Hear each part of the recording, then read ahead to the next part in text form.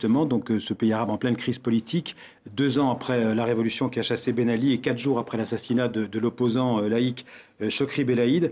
Le ministre français de l'Intérieur, Manuel Valls, on en a parlé tout à l'heure, a dénoncé un fascisme islamique qui monte un peu partout.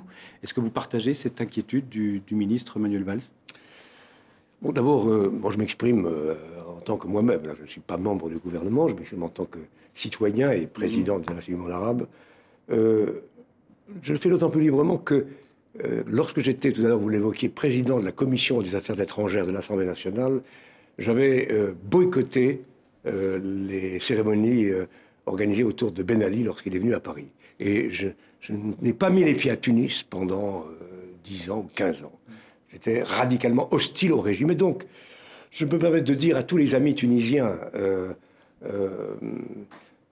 la France est à vos côtés, les Français sont à vos côtés pour construire cette démocratie. Et nous savons bien nous-mêmes qu'une démocratie ne s'invente pas en une journée. C'est une marche difficile. Mais moi, j'ai confiance. La manifestation qui s'est déroulée autour des funérailles de Belaïd ont témoigné de la dignité, de la force du peuple tunisien.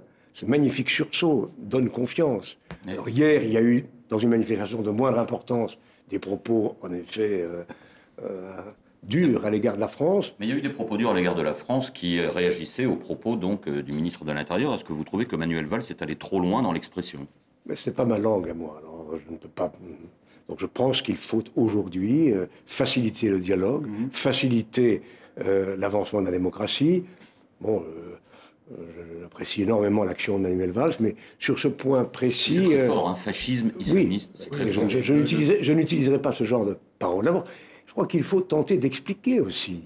Et vous qui êtes un spécialiste du monde arabe et de l'islam pourriez le faire mieux que moi.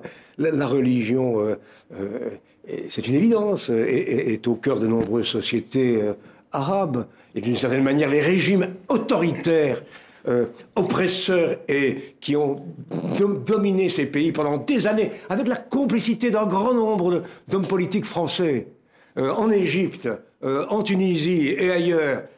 Bon, alors il y a eu une réaction, il y a eu une riposte, et on ne peut pas s'étonner qu'aujourd'hui la religion occupe cette place-là. Mais simplement, il faut qu'aujourd'hui, place soit donnée à la démocratie, au respect et à la liberté. Et comment